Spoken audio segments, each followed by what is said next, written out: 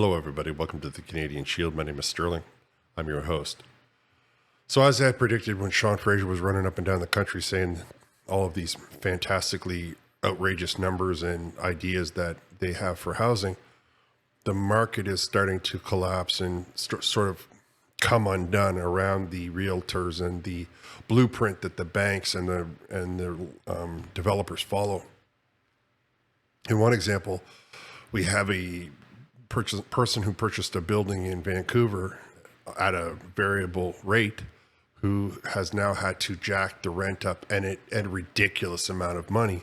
And the courts have agreed with this absurd increase, leaving the people in the building in a horrible position.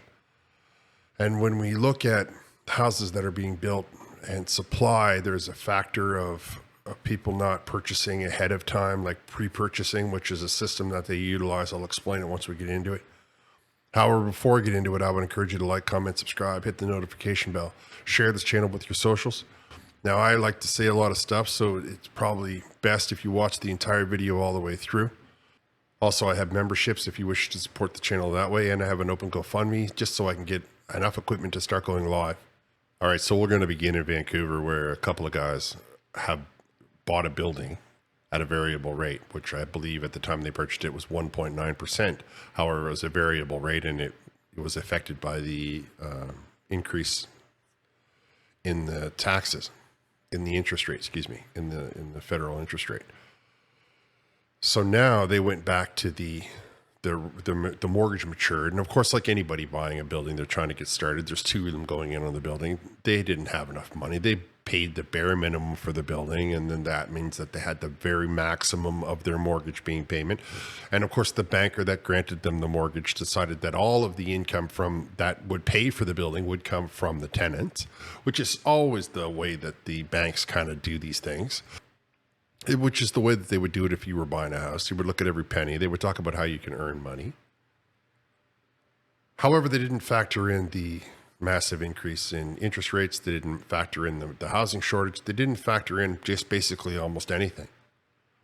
So then the mortgage matures, and these two guys are coming before the rental tenant board asking for a 23.5% increase over and above the 3.5% that the provincial legislation permits. And didn't a judge give it to him? Rob Patterson says BC's Tenant Resource Advocacy Center never stopped ringing, but he worries a decision to allow the landlord to impose a 27% rent increase will fuel even more demand for its services. In a May ruling posted on social media this week, an arbiter for the board allowed landlord Chris Canada Limited to raise rent by 23.5% beyond the 3.5% set limit by the province this year, an increase totaling 27% because the mortgage costs ballooned with rising interest rates. Appreciate that what he's really saying there is that mortgage costs, that his mortgage went up. He must have been able to prove it to the judge, right? That their mortgage costs went up 23%. And now, because of the system that the bank uses, because of the way that they bought the building at bare minimum, the individuals who rent that building are the ones paying the price. The individuals who were avoided purchasing because they were renting are taking the brunt of that. It's a quadplex, and it's in Vancouver, the highest rent in the world, or second highest, I forget. Either way, it's right up there. So if it's a quadplex and it's 4 2-bedrooms, and you feel like in the highest rent in the world, they're paying what, $3,000, maybe $3,500, a 27% increase would be $270 for every $1,000, which means that if it was a $3,000 unit, rent would be an additional $810 a month. $810 a month. Now, when you're already robbing from Peter to pay Paul, where do you find an additional $810 a month when you're renting a unit? And who in their right mind is paying rent for that kind of money when they could, in so many other countries in the world, They could buy an apartment building for that kind of money. Patterson said the decision could let landlords declare open season on tenants to insulate themselves from risk taken when they bet on rental housing. It's a bad policy from the beginning, he said. It encourages risky behavior from landlords, from property purchasers. I guess. I mean, if you don't feel like you're going to have to worry about whether and what happens with the banking market, that the individual, the 99% person is again picking up the tab for all of these lofty ivory tower types making decisions that are without consequences for them. This fella is not suffering at all. These two guys who bought this building, nothing is going to change in their life. But the person who was just thinking that they were just struggling to get by. I mean, think of how much hard time they're already having, right? They're trying to meet the rent. Maybe they're having the financial stress. This is causing problems in their relationships. Groceries are up through the roof. Gas is up through the roof. Maybe their hours are getting cut back. Maybe you don't know the kind of problems that people are going through. And then on top of all of that, boom, here's an extra 27% per month to pay this individual. And in the end, they will own the building, which if the rates come down again, do you think this guy's going to go back to the rental board and say, oh, no, don't worry about it. Interest rates have fallen through the floor, so now I'm going to charge 27% less on my rent? Or do you feel like he's going to hold that rent there until kingdom come? And next year, he'll be putting 3.5% on top of that rent.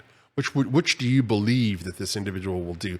Which do you believe in your mind that this will happen to the next person who tries to rent this place? How does this mesh with the liberal policy of high density? And because it's a quadplex, right? So the liberals are running up and down all over the country saying quadplex, quadplex, quadplex. How does this match that? How does this say to you that the liberal putting quadplexes everywhere is improving the caliber of life for me and you, the 99%, the commoner?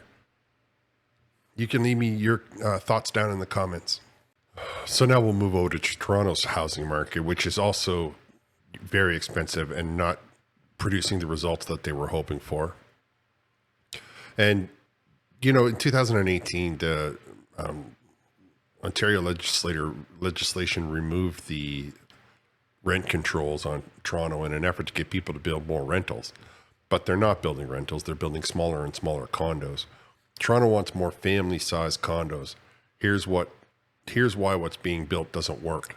Glass walls, small spaces, big price tags are turning families off three-bedroom condos. One realtor saying most are suited for being dorms, not homes. And of course, that would mean you just rent it to three students who are going to one of the schools in Toronto, and they would just have a shared space, right? Of course, I don't know that you're going to do that, how long that's going to take you to recover $1 million. Not to mention that it's 40 or 50 floors high with, let's call it 10 units per floor. And all of a sudden now you're into the hundreds of millions of dollars and you still have to pay that mortgage. And you're not really a realtor. You're just a builder and you're hoping that they would just buy them and that everybody would get their money. Of course, people are not paying for them. People can't afford that. I think the average median income in Canada is like $62,500. And people still don't, I mean, we throw these numbers around, million, and you hear billion and everybody goes great out of their mind. But the reality is that most people, the 99% of people are never, it takes them a long time to earn $1 million. Never mind investing it into an apartment that's got glass walls where they can't even, feel safe with their children.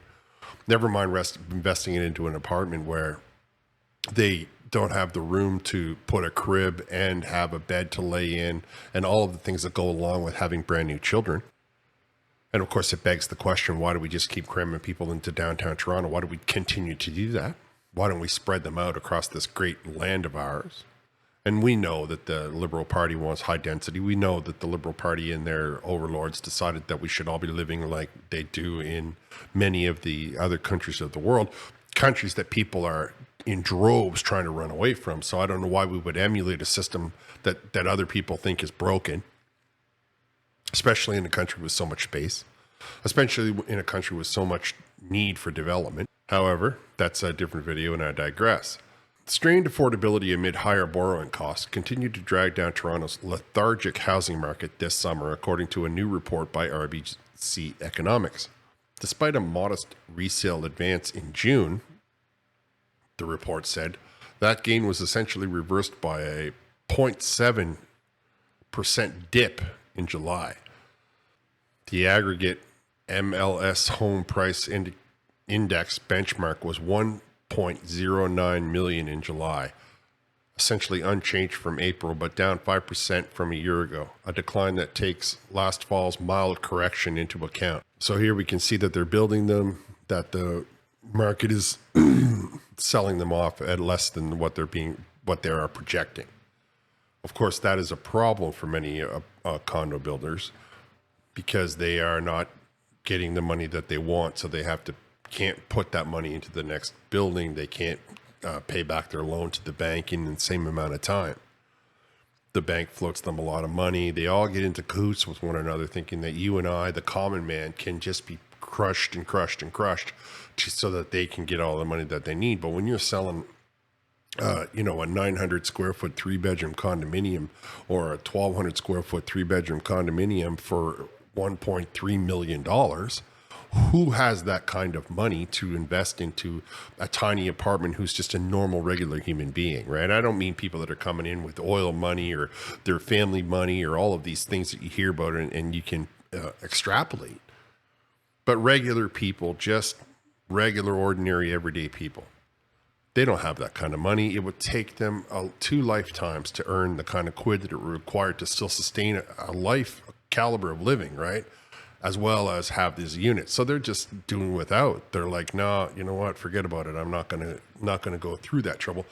Last month, Bloomberg reported that Toronto's condo developers saw sales of new units in the first half fall 57% from the previous year, making the slowest pace in 27 years. The slowest pace in 27 years, which of course is longer than many of the people that they're hoping will buy these condos have been alive. The challenge is things are going to get worse, because when we have pre-construction sales falling off a cliff, this means, of course, economically, construction starts are going to start to slow down. In the next 3-4 years, we're going to have fewer completions.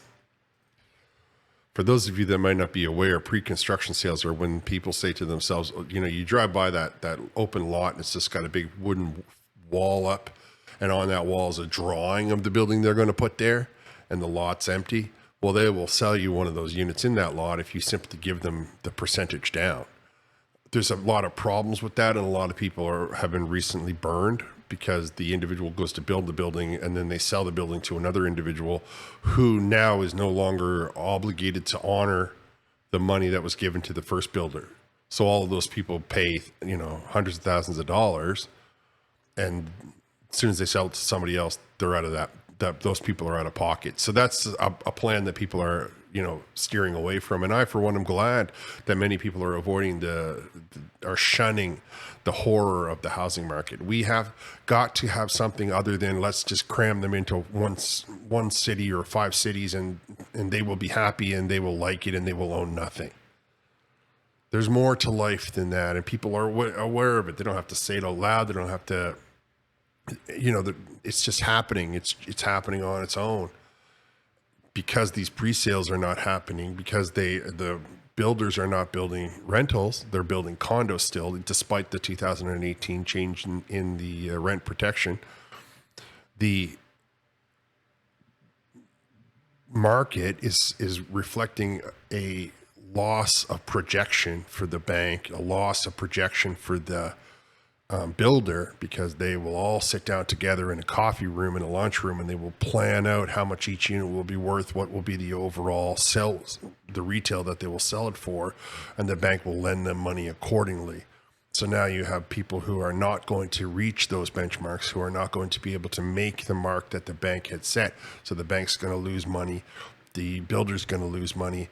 And eventually, when the bubble bursts, eventually what will happen is people will get desperate and they will just sell it off for next to nothing. And in that case, at that time, we just have to be careful that somebody doesn't come in and start to buy them en masse, like a company or a corporation or a trust.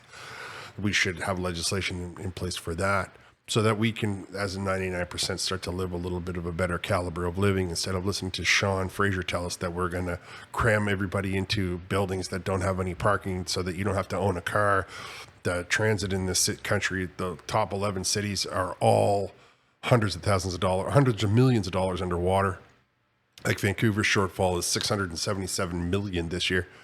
So the public transit is also falling to pieces. And I think that it's time that we just considered that this high density stuff is not really working. I mean, look at the Calgary's water supply through the, like, it's just, I predicted that too when they started ripping up that one thing just before anyway, I'm getting off topic.